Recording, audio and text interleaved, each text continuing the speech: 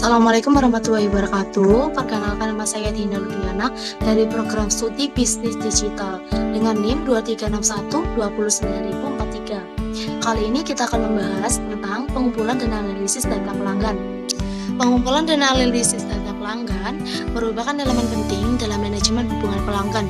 Melalui data, perusahaan dapat memahami perilaku, preferensi, dan kebutuhan pelanggan secara lebih mendalam. Data pelanggan mencakup informasi mengenai karakteristik, preferensi, perilaku, dan interaksi pelanggan dengan perusahaan. Nah, data ini sangat penting dalam pengambilan keputusan yang tepat, guna untuk membangun hubungan yang lebih baik dengan pelanggan. Manfaat data analisis pelanggan dalam bisnis ini sangat penting. Seperti yang pertama, memahami kebutuhan dan preferensi pelanggan. Yang kedua, meningkatkan pengalaman pelanggan. Yang ketiga, menyusun strategi pemasaran yang lebih efektif. Dan yang terakhir adalah membangun loyalitas pelanggan serta meningkatkan retensi pembelian pelanggan. Yang selanjutnya ada jenis-jenis data pelanggan, yang dimana jenis-jenis data pelanggan ini nggak hanya satu kategori saja, melainkan banyak kategori yang lainnya. Seperti yang pertama, ada data demografis.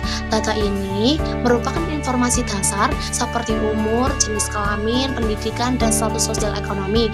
Contoh dari data demografis seperti kategori anak-anak, remaja, ataupun dewasa. Bisa juga perbandingan laki-laki ataupun antara perempuan, dan juga bisa jenis pendidikan yang diperoleh secara individu seperti SMA, SMK, ataupun sarjana. Yang selanjutnya ada data transaksional. Data ini mencakup informasi yang dihasilkan dari aktivitas pembelian maupun penjualan, seperti kapan mereka melakukan transaksi, kategori produk apa yang mereka beli, dan dalam jumlah berapa untuk produk yang mereka beli. Yang ketiga, ada data perilaku. Data ini mencakup informasi yang menggambarkan interaksi dan kebiasaan pelanggan, seperti tindakan yang mereka lakukan, fitur yang sering digunakan, dan durasi berapa lama mereka menggunakan itu. Yang selanjutnya ada data psikologis.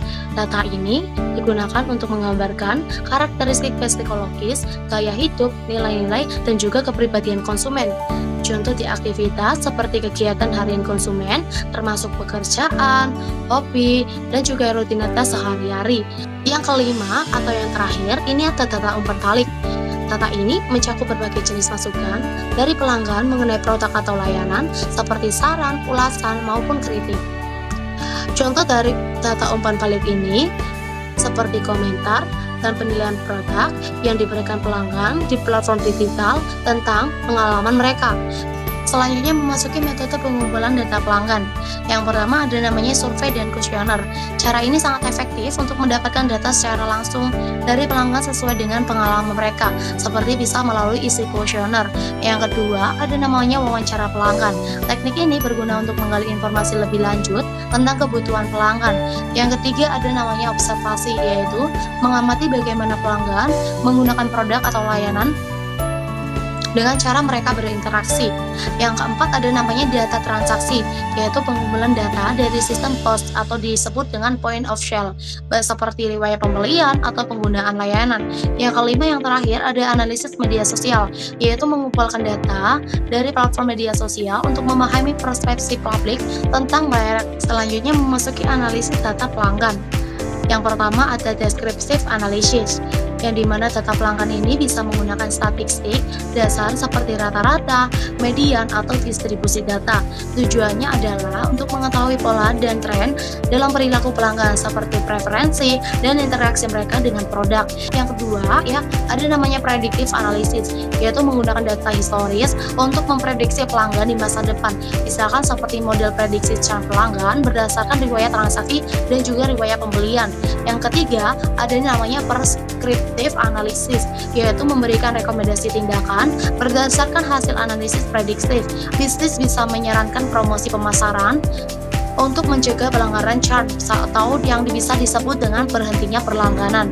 Selanjutnya yang keempat ada customer segmentation, yaitu memecah pelanggan menjadi beberapa segmen berdasarkan karakteristik atau perilaku mereka untuk mempersonalisasi layanan. Bisnis menentukan segmen pelanggan berdasarkan frekuensi pembelian seperti high value customer, moderate, atau juga life value.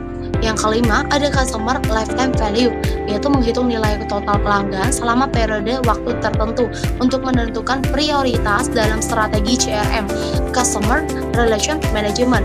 CLV sendiri membantu perusahaan memahami seberapa berharganya pelanggan dan memungkinkan pengembangan strategi pemasaran dan retensi yang lebih efektif. Selanjutnya teman-teman, ini ada penggunaan data untuk peningkatan hubungan dengan pelanggan.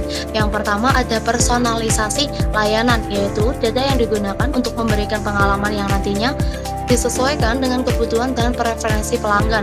Misalkan bisnis memberikan rekomendasi produk berdasarkan riwayat pembelian.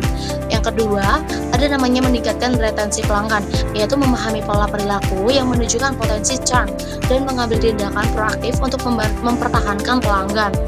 Yang ketiga, teman-teman, ini ada namanya pengembangan produk atau layanan, yaitu menggunakan data umpan balik untuk mengembangkan atau meningkatkan produk sesuai dengan kebutuhan pasar. Yang terakhir, yang keempat, ada namanya optimalisasi komunikasi, yaitu menggunakan data untuk menentukan cara dan waktu terbaik berkomunikasi dengan pelanggan. Yang selanjutnya memasuki segmen terakhir, yaitu tantangan dalam pengumpulan dan analisis data pelanggan. Yang pertama ada keakuratan dan kebersihan data, yang bagaimana perusahaan harus memastikan bahwa data yang dikumpulkan valid, relevan, dan bebas dari kesalahan. Yang kedua ada namanya privasi dan kepatuhan data, memastikan bahwa pengumpulan dan penggunaan data pelanggan sesuai dengan regulasi seperti GDPR, General Data Protection Regulation, atau Undang-Undang Perlindungan Data. Yang ketiga ada namanya integrasi data dari berbagai sumber, tantangan dalam penggabungan data dari berbagai saluran seperti offline maupun offline, ini untuk mendapatkan gambaran yang utuh tentang bagaimana perilaku gambaran pelanggan tersebut.